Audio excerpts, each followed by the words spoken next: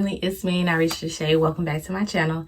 Today I wanted to come to you guys really quick and talk to you guys about the different specialties I've been in, whether I did and did not like them, and the pay. First and foremost, you guys know that I started off in long-term care. I feel like I really did like it. As you guys know, older adults are really living a long time. They are going to these skilled facilities and they just need people to take care of them, okay? So that was one of my first jobs. I did work with LPNs, I did work with RNs, and I feel like I really did love it. So some of the things that you may see in a long-term care facility or a skilled, I'm going to say skilled nursing facility, you have a long-term care on one side and then you have like rehabilitation on the other side. And within the whole facility, you have occupational therapists, you have speech therapists, you have respiratory therapy. You have pretty much everybody, you know what I'm saying? And physical therapists, you have everybody. You have your nurses, and you know, the doctors do their roundings and everything. I learned so much. I learned IV administration. I learned proper wound care, because wound care is really serious in these types of facilities. I learned a lot about wound vacs. I learned about trachs. I learned about G-tubes, PEG tubes, catheters, you name it. Like everything that you want to learn as a nurse is inside of a skilled nursing facility. I don't mean to throw it out there, but this is why a lot of LPNs have so much experience, because they go into these facilities and then when they become an RN, they're like, oh yeah, I already did that before. When they go to a hospital, oh yeah, I did that already. Correct me if I'm wrong, and this is just a disclaimer. RNs feel like, you know, they have to be in a hospital. You don't have to be in a hospital. You can go to these type of facilities and you can learn just as much. And of course, at a long-term care facility, you're also going to learn time management, because you have residents that are, you have anywhere between 15 to 30 residents at a time, and sometimes you can have way more than that, especially if you're on the 11 to 7 shift. You're going to have more than that. So it's crazy sometimes, but at the same time, it teaches you so much. And within that first 6 months to a year, after you get that experience and you decide to go to hospital, it's gonna be like a cakewalk. Let's talk about pay. So pay in a long-term care facility depends on what the need is. You may come in when they're doing a $5,000 bonus.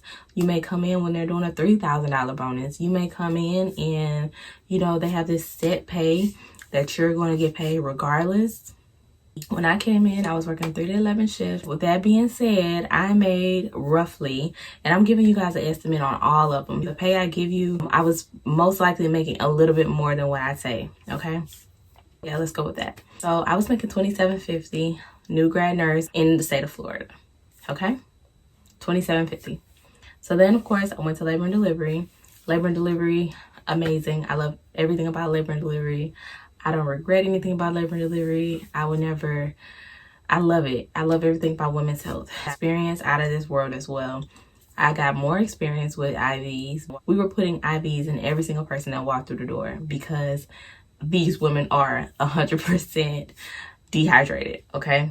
I promise you that. And if they're not, then hey, we're still gonna give you more fluids. Administrating IVs was, you know, great. I learned about how to do fundal checks even more. I learned how to do cervical checks.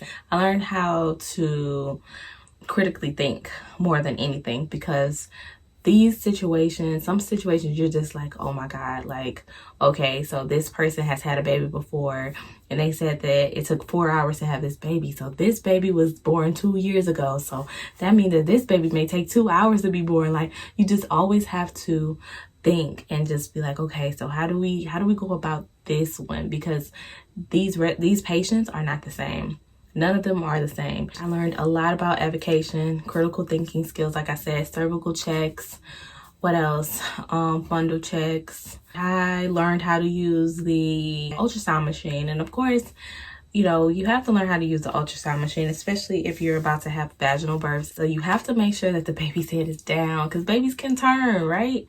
So yeah, I learned how to use, that water is so far. I learned how to use the ultrasound machine. Y'all give me 1 second.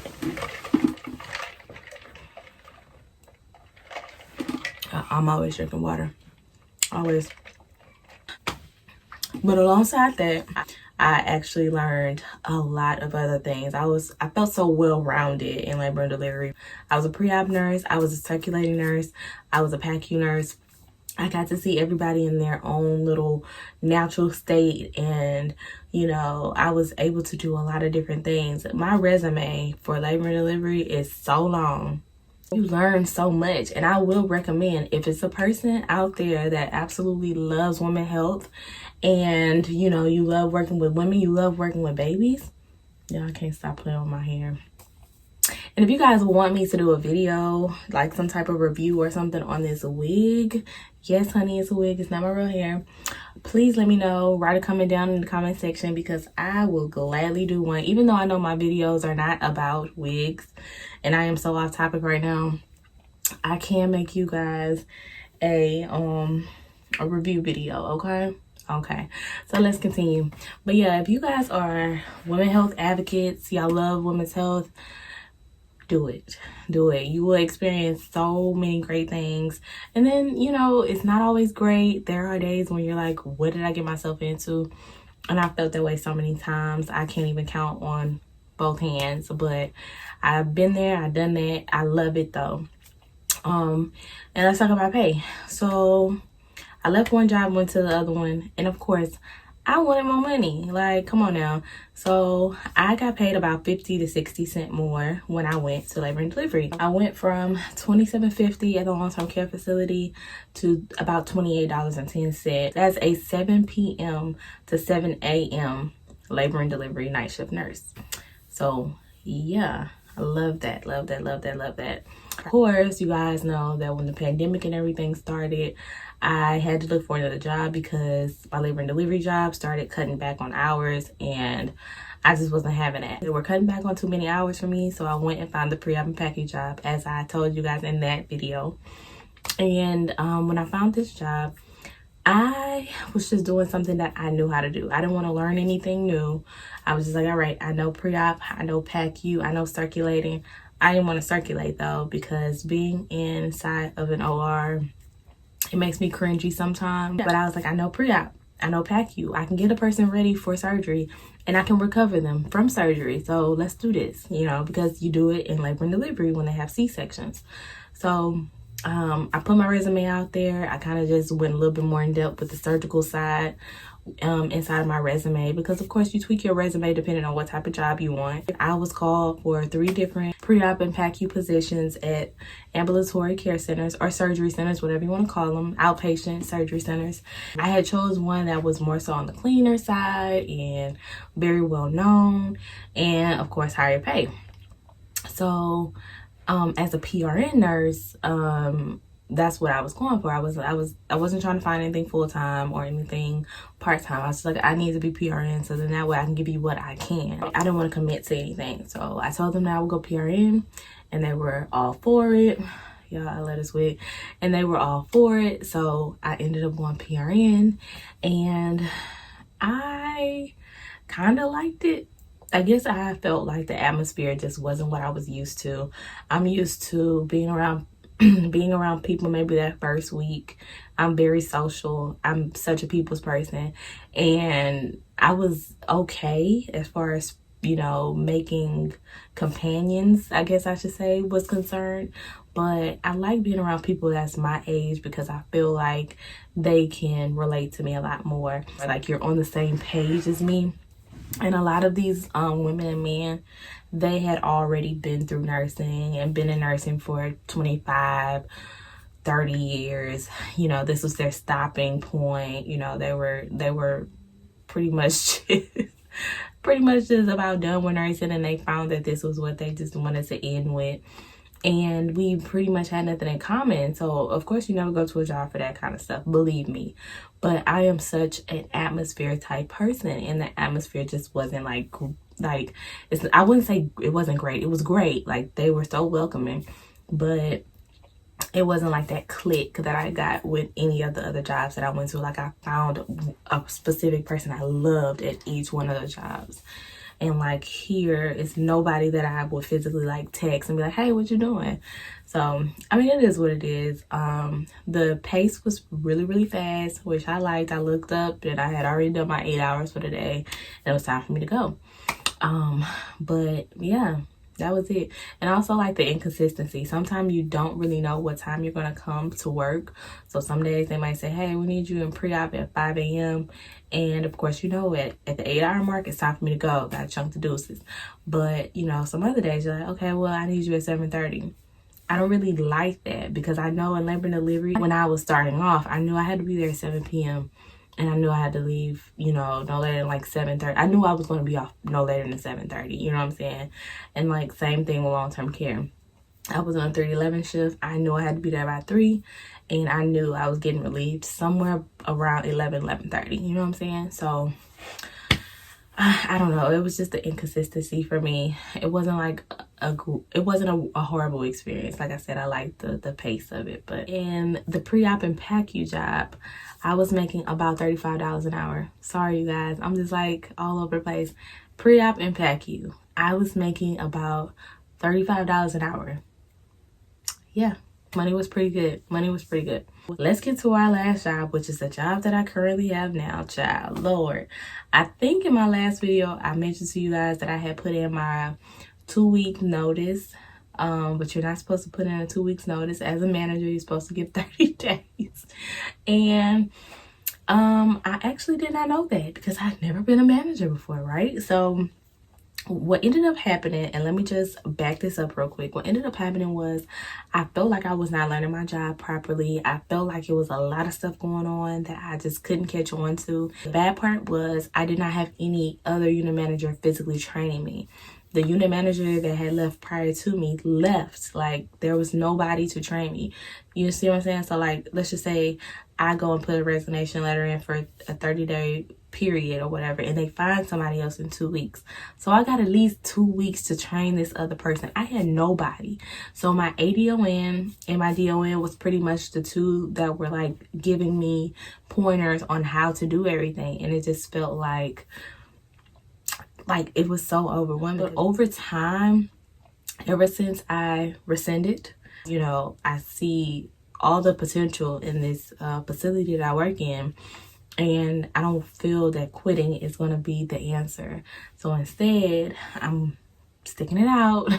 On top of that, I never made this much money in my life. Every single day I have to go to a clinical meeting, which basically gives me a big rundown on what's going on in my unit. We go over everything that we need to follow up on. So we give like pretty much a follow-up sheet to all of our nurses on the floor. We pretty much go through it throughout the day to make sure that people do what they needed to do. With COVID going on, there's so many families that wants like weekly updates and stuff like that. So I kind of like to go through people's labs and see what's going on my floor and how they are and how they're doing. And, you know, I do a lot of rounds on my residents, make sure they're looking good. Make sure, you know, the CNAs are doing what they need to do. The nurses are doing what they need to do. You know, I follow up with that. I call the family members that need to be called. I'm continuing to make sure that this checklist is getting done throughout the day. You know, what was put on the follow-up checklist. I make sure that's getting done throughout the day because that's going to be what determines if I go home or not, right? So I'm making sure that's going good. And then, of course, throughout the day, you're putting out little fires because people are coming to you all throughout the day and they're like, hey, I need this. I need this. I need this. I need this. And you're just like, so I don't got my own stuff to do? No, I guess I ain't got my own. Okay. Yeah, all right. It's a big responsibility. I will tell you that. It's a huge responsibility, but I feel like over time, I started loving it. And on top of that, I don't think I'm ever going to make this kind of money anywhere else. So with this job, I make about $45 an hour on top of Heroes Pay. And if you guys haven't heard of Heroes Pay, look into that and ask your facility, can you have that? Because Heroes Pay is during this COVID time, honestly, and it's an outbreak out here. Like, come on now. So on top of Heroes Pay, and I'm salaried. So you do the math. I mean, you're not going to get a precise amount, but at least you know something, you know, in that range. And this is not what all unit managers make. I've looked several times and they actually make about $37, $38 an hour, but I think it's the pandemic that's going on, and because I signed the contract, they cannot take that money away from me, which is also really, really good. But yeah, so I'm done here, you guys. I hope you guys have taken something from this. I hope it can help you and lead you in some type of direction. Like I said, I do still work in labor and delivery. I am still a pre-op and PACU nurse, and I am a full-time unit manager. So I do still do all of these jobs, technically speaking. I'm still a long-term care nurse because I do get on the cart sometimes. So I do still do all of these jobs, you know, on top of being an FNP student, on top of being a mom, on top of being a wife, on top of being a daughter, because my mom lives with us now, on top of a brand new house. It's a lot. Oh, and I'm about to be a dog mommy, you guys, to a Rottweiler. I'm so excited. So excited. All right, well, I've said enough. This is a long video. It's longer than I anticipated. So anyway, I'll be keeping content up. Please continue to rate, comment, and subscribe to my channel, okay? Again, if you guys want to see a video about this wig, let me know, okay? And I do have another wig that's coming tomorrow, and I might be wearing it in my next video, but this one is like so bomb, and I love it. So anyway, I will talk to you guys in the next video. See ya. Bye.